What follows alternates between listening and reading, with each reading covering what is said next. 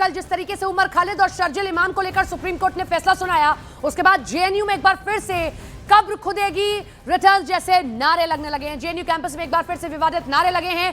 JNU campus में प्रधानमंत्री नरेंद्र मोदी और गृह मंत्री अमित शाह के खिलाफ विवादित नारे लगे हैं। जेएनयू में प्रधानमंत्री और गृह मंत्री के खिलाफ नारेबाजी हुई है। लेफ्ट के छात्रों ने यह नारेबाजी की है। उमर खालिद और शर्जिल इमाम की रिहाई की मांग को लेकर यह नारेबाजी की गई थी। उमर खालिद और शर्जिल इमाम को आपको बता दें कि कल सुप्रीम कोर्ट से बेल नहीं मिलने के बाद लेफ्ट के छात्रों ने यह जुलूस निकाला है। जेएनयू जवाहरलाल नेहरू विश्वविद्यालय परिसर में प्रधानमंत्री और गृह मंत्री के लिए यह नारेबाजी की गई, उनके खिलाफ नारेबाजी की गई है।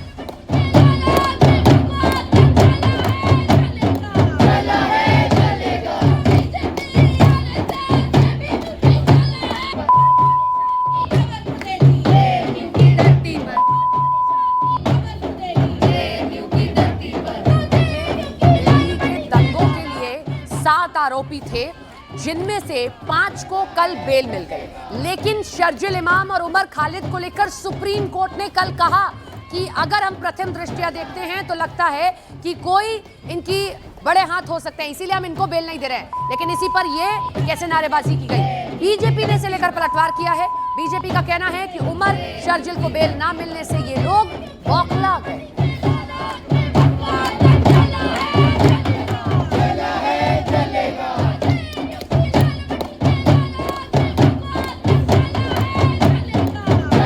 इकोसिस्टम के स्टूडेंट्स डेथ के थ्रेट्स देने लगे हैं। मतलब कि वो नारे लगा रहे थे जेएनयू में कि मोदी शाह की कब्र खुदेगी जेएनयू के कैंपस पर। ऐसे नारे हमने कांग्रेस के कार्यक्रम में भी सुने हैं कि मोदी तेरी कब्र खुदेगी। सोचिए कि जिन लोगों पर सुप्रीम कोर्ट ने गंभीर आरोप तय किए हैं, जिनको प्रिमा फेसाई आतंकवाद के लिए जिम्मेदार पाया है, 1 साल तक उनको बेल नहीं मिल सकती, उनको प्राइम आर्किटेक्ट कहा है दिल्ली दंगों का, ऐसे लोगों के बचाव में आते आते आज देश के प्रधानमंत्री और गृह मंत्री को मारने की धमकी दी जा रही है। यह है कांग्रेस लेफ्ट का इकोसिस्टम। तो पीएम के खिलाफ नारेबाजी के बाद बीजेपी की तरफ से लगातार प्रतिक्रिया आ रही है। प्रदीप भंडारी ने सोशल मीडिया पर लिखा, राष्ट्र विरोधी उमर खालिद और शर्जिल इमाम के समर्थन में शहरी नक्सलियों ने देर रात जेएनयू के साबरमती हॉस्टल के बाहर प्रदर्शन किया। यह विरोध नहीं बल्कि भारत विरोधी विचारधारा का दुरुपयोग है। बौद्धिक आतंकवादी शिक्षाविद, डॉक्टर या इंजीनियर भी हो सकते हैं। देखिए किस तरीके से नारेबाजी की गई है। और ये इसलिए क्योंकि कल उमर खालिद और शर्जिल इमाम को दिल्ली दंगों में बेल नहीं मिली है और 1 साल तक बेल मिलने भी नहीं वाली है। अब इसी पर जेएनयू का ये लेफ्ट संगठन है जो इस तरीके का प्रदर्शन कर रहा है, जो इस तरीके की नारेबाजी कर रहा है। लेकिन आपको ये भी बताते चले कि शर्जिल इमाम, उमर खालिद ये भी जेएनयू से ताल्लुकात रखते हैं, पूर्व छात्र रहे हैं और इन पर दिल्ली दंगों में किस तरीके से भड़काने का आरोप लगा, दिल्ली दंगों को लेकर साजिश रचने का आरोप लगा। सीए को लेकर जो प्रदर्शन किया जा रहा था उसमें एक नई साजिश को जन्म दिया गया। किस तरीके से दिल्ली दंगे यूं ही नहीं हुए थे, वो कोई साजिश है, ऐसे आरोप लगे हैं। और कल बेल के लिए जो याचिका दायर की गई थी उस पर फैसला सुनाते हुए सुप्रीम कोर्ट ने, यहां ये याद रखना होगा, कोई राजनीतिक पार्टी नहीं बल्कि सुप्रीम कोर्ट, इस देश की सर्वोच्च अदालत ने, इस देश के सर्वोच्च न्यायालय ने यह कहा है कि इन 2 को बेल नहीं मिल सकती और अगले 1 साल तक बेल के लिए अप्लाई नहीं कर सकते हैं। लेकिन क्यों लेफ्ट के लोग सुप्रीम कोर्ट के आदेश को भी सरकार से जोड़कर देख रहे हैं, जिसमें सरकार का रोल नहीं है, जिसमें सुप्रीम कोर्ट ने इस बात को कहा है, बावजूद इसके जवाहरलाल नेहरू विश्वविद्यालय का ये लेफ्ट का संगठन किस तरीके से नारेबाजी कर रहा है। प्रदीप भंडारी हमारे साथ हम जुड़ गए हैं, उनका रुख कर लेते हैं। प्रदीप जी, कैसे देखते हैं इसको, क्योंकि ये जो फैसला था ये कोर्ट ने दिया, लेकिन नारेबाजी एक पॉलिटिकल पार्टी के लीडर्स के खिलाफ हो रही है।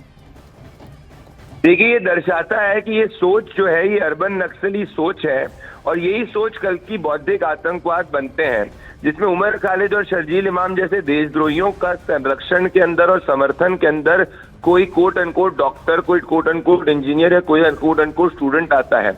और इसके साथ में ये इसको दर्शाता है कि प्रधानमंत्री जी और गृह मंत्री जी के खिलाफ ये लोग एक उनकी मौत की कामना कर रहे हैं, उनकी कब्र खुदने की बात कर रहे हैं। इससे यही साबित होता है कि पूरा का पूरा इकोसिस्टम अर्बन नक्सल इकोसिस्टम है। हम आपके जरिए राहुल गांधी और कांग्रेस पार्टी से जवाब मांगना चाहते हैं कि यहाँ पे कहाँ स्टैंड करते हैं। कल तक उमर खालिद और शर्जील इमाम को डिफेंड कर रहे थे, क्या आज ऐसे नारों को भी राहुल गांधी और कांग्रेस पार्टी डिफेंड करेगी? लेकिन कहीं ना कहीं ये लोग ये भी आरोप लगा रहे हैं कि बेफिजूल में फंसाया गया, जानबूझकर उमर को और शर्जिल को फंसाया गया ऐसे मामलों में, और आप देखिए बेल नहीं मिल रही, हालात यहाँ तक पहुंच गए। देखिए सपना जी, ये वही सोच है जिसमें कहते हैं कि बुरहान वानी आतंकवादी नहीं है, मासूम था। ये वही सोच है जिसमें कहते हैं कि अफजल गुरु आतंकवादी नहीं है, उसको तो फंसाया गया। और ये वही सोच है जो जम्मू कश्मीर को भारत का अंग नहीं मानता, ऐसा उमर खालिद, और जो चिकन नेक को हिंदुस्तान से अलग करना चाहता है, ऐसे शर्जील इमाम को बेफिजूल फंसाने की बात करते हैं। इससे स्पष्ट होता है कि ये देशद्रोहियों का महिमा मंडन करते हैं और देशभक्तों के खिलाफ बोलते हैं।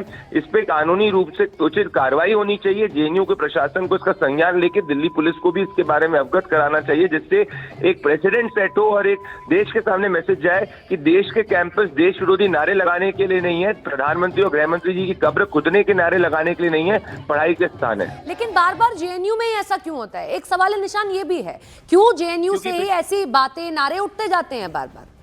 क्योंकि पिछले 50 से 60 सालों के अंदर कांग्रेस पार्टी ने अर्बन नक्सलियों का अड्डा बना दिया था, और जेएनयू के अंदर ये मैं मानता हूं 99% छात्र ऐसे हैं जो पढ़ना चाहते हैं।